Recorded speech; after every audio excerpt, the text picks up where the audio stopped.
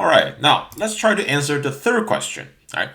Once we produce the goods and services, who in our society should consume those goods and services, right? How do we allocate, right, the stuff that we have produced already? Okay. Now, the welfare analysis or welfare economics approach is that we should give the goods to the people who value it the most. Okay. Now, right, and for most goods, for most consumer goods, right, that typically is the case, right? People will bid. I think eBay, right? Who should get the stuff that is sold on eBay? Well, people who is willing to bid the highest, right? I think artwork, like automobile and such. Okay, but what about things that are more of a necessity, right? What about vaccines? Okay, so is this a good way to allocate vaccines, right? Should people pay vaccines, right? So who should get the vaccines? Now, so there are a couple of responses that people typically give. Like one is, well, everybody should have vaccines, okay? But the problem is, yes, if we could produce it for everybody, right?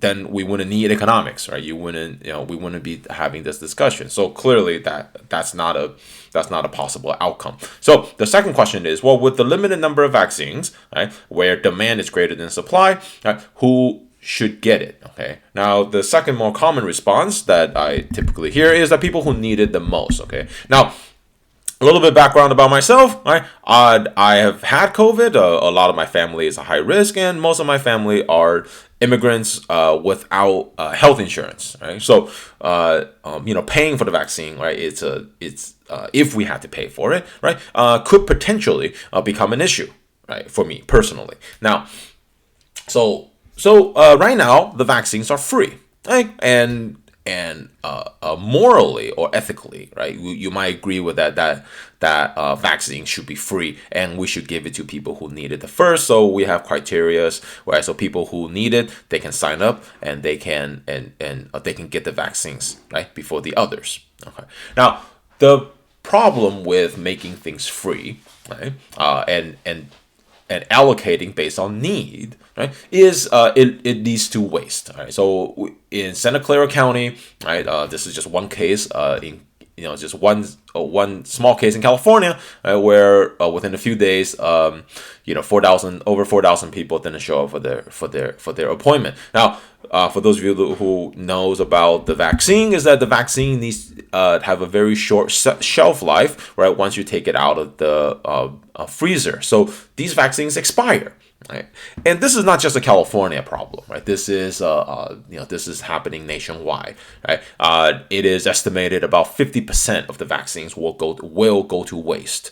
Okay, now clearly this is not sustainable, especially when we're in a situation where people need vaccine, where people do need vaccine, and vaccine costs billions of dollars to make, and we're throwing half of it away. Right? This can't be this can't be the right way to allocate. Okay, again, I'm not going to go too deep into how, right. What is what is the best way to distribute vaccines, okay? But clearly, right, by simply saying that we should give it to people that need it the most, and we should offer it for free, right, is causing, at the end of the day, half the vaccines are not getting to people and they're being thrown into the garbage, right? That's the outcome of this. Okay, so we need to find a better way. Okay, all right. So now, demand curve. Okay, so with like the law of supply, we have law of demand. Okay, law of demand says when the price goes up, people demand less of a good, and when the price goes down, people demand more of a good. Okay, and so for most goods, right, they do follow the law of demand, right? There are exceptions, however, and for those exceptions, right, we call them, economists have a name for them. We call them given goods. Okay, all right, but we're not going to talk about given goods anymore. But for majority of the products, right, this is the case. Okay, price goes down, quantity demand goes. Price goes up, demand goes up. Quantity demand goes up. All right, okay. demand curve is the marginal benefit curve. Okay, so again, if you forget everything else in this section, remember this, right? Demand is marginal benefit. Okay, and why do we define it that way? Well, simply because we believe that people will buy something because it benefits them.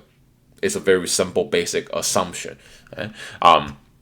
So what we're saying here, for example, right, that $3.80, that is the benefit, that is the value, right, of the 70th gallon of gasoline, right, to society. Okay, so to society, this is the 70th gallon. Okay, or it could be to an individual as well, right? To an individual, like the 70th gallon is $3.80. Now, and as we consume more, right, let's say the 74th gallon, right, is no longer worth as much anymore, right? So the 74th gallon is worth $3.40. Okay.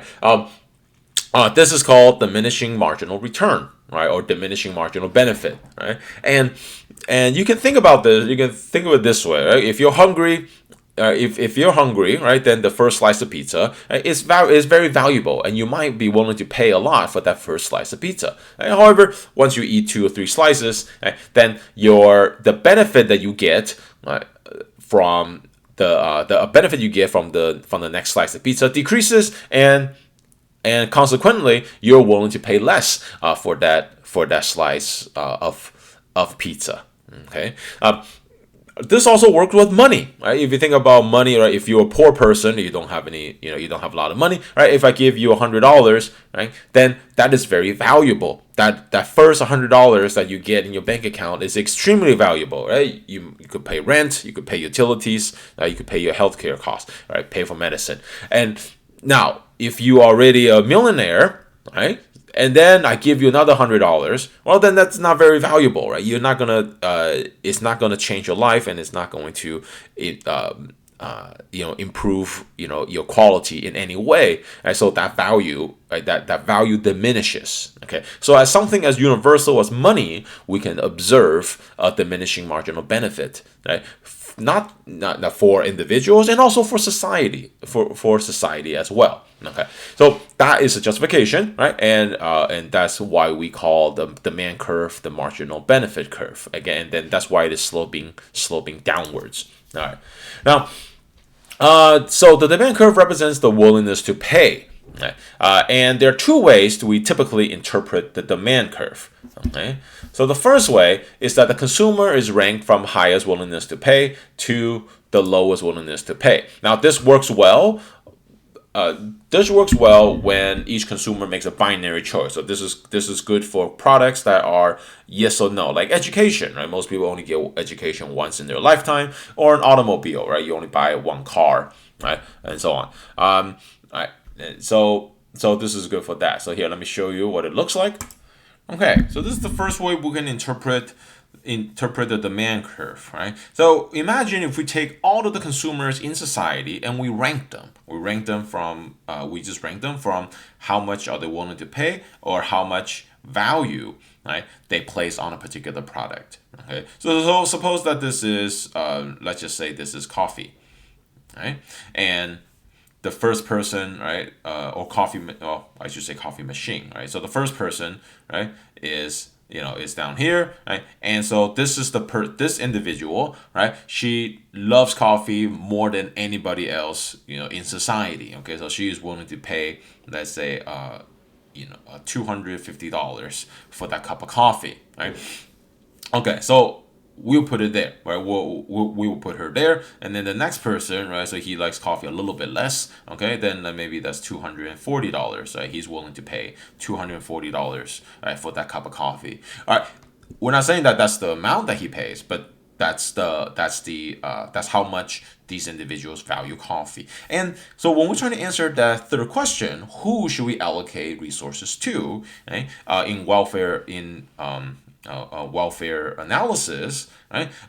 We say, well, if you want to give coffee to people, then you should give it to these people first, right? Because they value it the most. So every So every point on the line here is the willingness to pay, right? Equals the value, right, of individuals have on the product. Right. Now let's take this last person or this marginal person here. Right. This person values coffees as zero. Right. If you give him a cup of coffee, he gets no benefit from it, but he doesn't suffer when he drinks it. Now let's take this last person here. Right. So she actually hates coffee. Right? She gets a negative utility, from coffee. Right? You have to pay her $100 just to drink coffee. Right. So in the context of resource allocation, right, it will not benefit society to give her coffee at all, right? You should not only give her coffee because she does not value it. She does not value it, right? And so resource can be better allocated if we can identify the people up here and then give it to these people, right? Give it to these people first.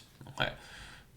Now the second way we can interpret the willingness to pay, the demand curve, right, is imagine if every consumer in society have the same willingness to pay. Okay, so every member in society values the things, value the things equally, right? They all have diminishing returns, a diminishing marginal benefit, and so on, right? And so if we can adopt that as that assumption, right, then we can create what is called a representative consumer. We can view the entire demand, the entire economy, right, as we can view the entire economy, right, as just one single individual making choices, making consumption choices. And this is typically used, right, well for things that we consume in multiple units, like beer, coffee, pizza, and such. Okay, so we'll stick with coffee again, and then we can talk about how that's different than before. All right, so if we say every consumer have the same willingness to pay, right, then here is the demand curve, right, and then here is the willingness to pay of our representative consumer. So everybody is merged together on this curve, right? And so then there is no longer ranking, and now we just say, okay, well, the first cup of coffee, right, benefits society. Right, because this is all just society now. But the first cup of coffee benefits society $250. The second cup of coffee benefits society has a value of $240. Right, and we can say here, maybe let's just make up a number. Right, let's say 1,000. Right, so after consuming 1,000 cups of coffee, right, then any more coffee, right, has actually a negative utility, has negative value. Right, so as a society, we should not consume more. We should not consume more than 1,000. Now, granted, keep in mind here, we haven't account for the cost of producing coffee, which will together determine how much coffee, how many coffee though should we actually consume, right? Or excuse me, make, right? All right. Now, okay. So with demand, right, we also have a lot of different variables that could affect actual demand, and so we need to make a distinction between changing demand versus changing quantity demanded, similar to what we did with supply. Okay, so a change in demand again is a movement. Oh, sorry, is a shift of the curve. Right, shift of the curve, and this is when preference change.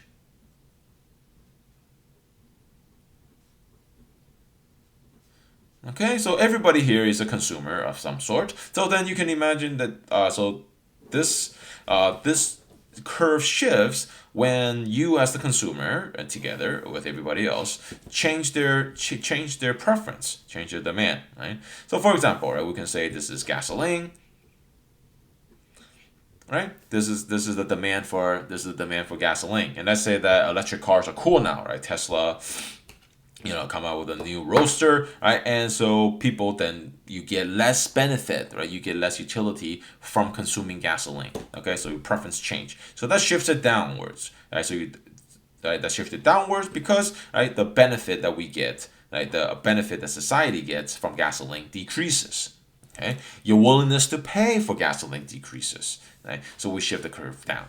Okay. All right. Now, going the other way. Well, maybe though, for example, right, Dodge is coming out with really cool muscle cars now, right? The Hellcat, right? And you need a lot of fuel, right, for that. And but you get a lot of benefit, like it's like stepping, flooring it on the gas, like stepping on the gas pedal. Right. So if enough people in society, right, believe that they gains the benefit, then that means the demand has shifted up.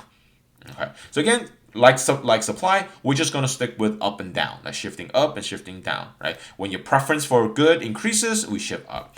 Preference for good decreases, we shift down. All right. Now in quantity demanded, this is right. Similarly, it's a movement. When I say similarly, I mean similar to the supply movement on the curve. Okay, and this is due to a price change. Right? Okay, so very simple. Right? Very simple here. Let's draw a few lines. Okay, here's our demand, right, for gasoline. Okay, and so when we say change in quantity demanded, we say, well, let's say that price decrease. Okay, so price decrease on gasoline, and again, nothing else changes, so everything else is still constant. Right? Preference didn't change, right? Supply didn't change, nothing changes. So only when price change, then we say people demand less. Oh, sorry, excuse me, demand more, right? And we can see it here, right? We can see it here. People demand more gasoline. So right? People demand more gasoline this way. Okay. All right. So that's it for the theory of demand.